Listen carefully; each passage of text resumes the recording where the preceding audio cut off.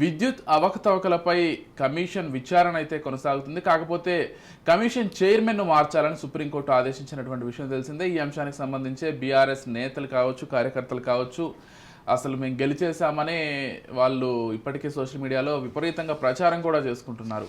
అయితే నెల 22 వరకు కొత్త కమిషన్ను ప్రకటిస్తామని సుప్రీంకోర్టుకు ప్రభుత్వం కూడా తెలిపింది. ఈ కమిషన్కు వ్యక్తిగత అభిప్రాయాలు ఉండొద్దని సుప్రీంకోర్టు అభిప్రాయపడ్డటువంటి విషయం కూడా చూసాం. కాకపోతే దానికి సంబంధించి కూడా నరసింహారెడ్డి గారు దానికి సంబంధించి ఆన్సర్ చేశారు. అంటే ప్రజల మధ్యలో విచారణ జరగాలని మేము ప్రెస్ మీట్ పెట్టాను తప్పించి మాకు సొంత అభిప్రాయాలు ఏవి లేవని కూడా ఆయన క్లారిటీ ఇచ్చే ప్రయత్నం చేశారు.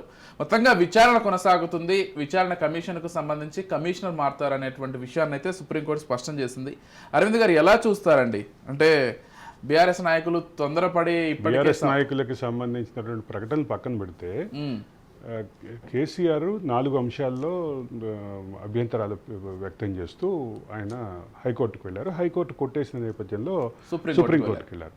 4 అంశాల్లో కేవలం ఒక్క అంశాన్ని మాత్రమే పరిగణలోకి తీసుకుని చైర్మన్ని మార్చాలని సుప్రీంకోర్టు నిర్ణయించింది. నిర్ణయించడంతో పాటు రాష్ట్ర ప్రభుత్వానికి ఆదేశం ఇచ్చింది. రాష్ట్ర ప్రభుత్వం 22వ తారీఖు వరకు టైం అడిగింది. అయితే ఇక్కడ ఒక ప్రధానమైన అంశం గమనించాల్సింది ఏంటంటే, కమిషన్ అంటే రాజీనామా చేసినటువంటి జస్టిస్ నరసింహారెడ్డి ఆ రోజు సాయంత్రం ఒక క్లారిటీ ఇచ్చారు. ఇప్పటికే విచారణ దాదాపు పూర్తయింది. ఒక పర్టికులర్ భాగం అంటే వేణుగారితో సహా సుమారు 6-7 ఇచ్చినటువంటి అభ్యంతరాలు, వాటికి సంబంధించినటువంటి అంశాలన్నింటినీ మేము లిస్ట్ అవుట్ చేశాము. ఆ లిస్టుని వచ్చిన ఆరోపణలు ఎదుర్కొంటున్నటువంటి వ్యక్తి ముందు పెట్టి వాళ్ళ నుంచి ఫీడ్బ్యాక్ తీసుకోవటం, కంక్లూడ్ చేయడం. అంటే చివరి దశలో ఉంది విచారణ అనేది ఆయన చెప్పినటువంటి అంశం. చివరి దశలో ఉన్నటువంటి క్రమంలో ఇంకొక అంశం కూడా ఆయన రాసినటువంటి, అంటే కమిషన్ కేసీఆర్కి ఏదైతే సమన్స్ ఇష్యూ చేసిందో, రమ్మని లేఖ రాసిందో, ఆ లేఖలో 2వ లేఖలో చాలా క్లియర్గా ఉంది. వీళ్ళెవరెవరైతే ప్రొఫెసర్ కోదండరామ్ కానీ, ప్రొఫెసర్ వేణు గారు కానీ, రఘు కానీ, వీళ్ళందరూ వ్యక్తం చేస్తున్నటువంటి అభ్యంతరాలు, వీళ్ళందరూ లేవనెత్తినటువంటి అంశాల మీద మీ దగ్గర నుంచి వివరణ తీసుకుంటాం. మీ వివరణతో పాటు మీరు వీళ్ళని క్రాస్ ఎగ్జామిన్ చేస్తామంటే కూడా మా సమక్షంలో చేయడానికి అనుమతిస్తాము అని చెప్పి కమిషన్ గతంలో ఒక లేఖ రాసింది కేసీఆర్కి. 2వ లేఖ, 2వ నోటీసులు. ఆ 2వ నోటీసుల సందర్భంగా ఇచ్చినటువంటి అవకాశాన్ని కేసీఆర్ వాడుకోలేదు అనేటువంటి ఒక అంశం ఉంటే, ఇప్పుడు కేసీఆర్ ఖచ్చితంగా కొత్త కమిషన్ చైర్మన్ ముందు వెళ్లాల్సినటువంటి సందర్భం, ఒక కంపల్సరీ సిచ్యువేషన్ ని సుప్రీంకోర్టు క్రియేట్ చేసింది. కమిషన్ కొనసాగుతుంది. కమిషన్ ముందుకు కేసీఆర్ వెళ్ళాలి కూడా. కేసీఆర్ 4 అంశాల్లో కమిషన్ ముందు తన హాజరుని కూడా ఎగ్జామ్ చేయమని చెప్పి ఒక అంశాన్ని ఆయన తీసుకొచ్చిన 4 అంశాల్లో అదొకటి. ఆ 4 అంశాల్లో 3టిని ఎటువంటి పరిస్థితిలో అంగీకరించము అని చెప్పినటువంటి సుప్రీంకోర్టు ఒక్క అంశంలోనే ఆదేశాలు జారీ చేసింది. కాబట్టి మిగతా 3 అంశాలు కంపల్సరీ, అంటే ఒకటి కమిషన్ కొనసాగుతుంది, కమిషన్ ముందు కేసీఆర్ హాజరు కావాల్సిందే. ఇది కంపల్సరీ సిచ్యువేషన్స్లో ఖచ్చితంగా కేసీఆర్ అయితే హాజరు కాబోతున్నారు. కావాల్సినటువంటి పరిస్థితి అయితే ఉంటుంది.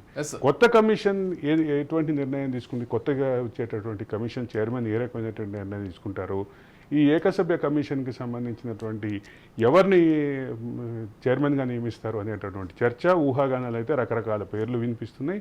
రకరకాల ఊహాగానాలు దానికి సంబంధించి ప్రభుత్వం తీసుకోవాలి, సుప్రీంకోర్టు ఆమోదించాలి. కాబట్టి ఆ విషయంలో వేణుగారు మీరేలా చూస్తారండి? అసలు విద్యుత్కు సంబంధించి వాస్తవంగా వేణుగారు చాలా కీలక పాత్ర పోషించారు ఆ విషయంలో. అందుకని వేణుగారు కరెక్ట్గా చెప్తే కరెక్ట్గా ఉంటుంది.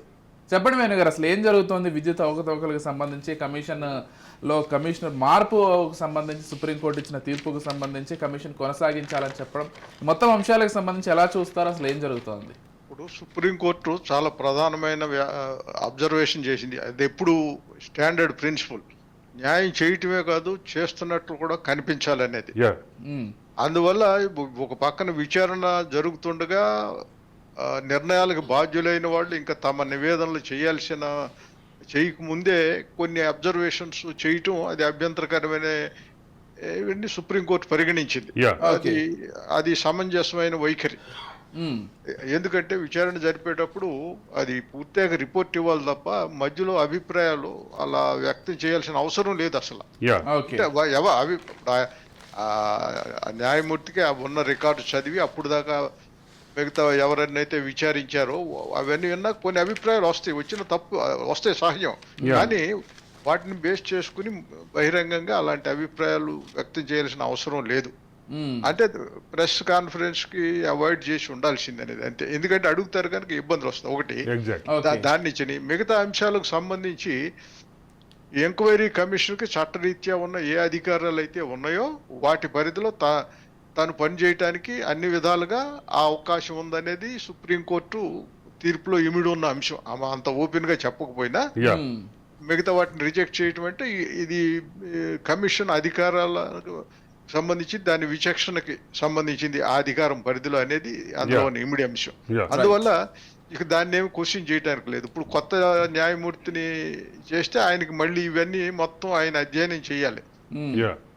ఎందుకంటే ఇప్పుడు రికార్డ్స్ చూడాలి, ఇంతకు ముందు డిపోజిషన్స్ అధికారులు ఇచ్చినవి లేకపోతే పబ్లిక్ సైడ్ నుంచి ఇచ్చినవి ఉన్నాయి, అవన్నీ కూడా ఆయన అధ్యయనం చేసి వాటిని అవగాహన చేసుకుని ఫర్దర్ గా ఇంకా ఇన్కంప్లీట్ గా ఏమున్నాయి ఇంకా ఫర్దర్ గా ఏది తీసుకోవాలనేది న్యాయమూర్తి నిర్ణయించుకుంటారు. తర్వాత ఇంతకు ముందు ఏంటంటే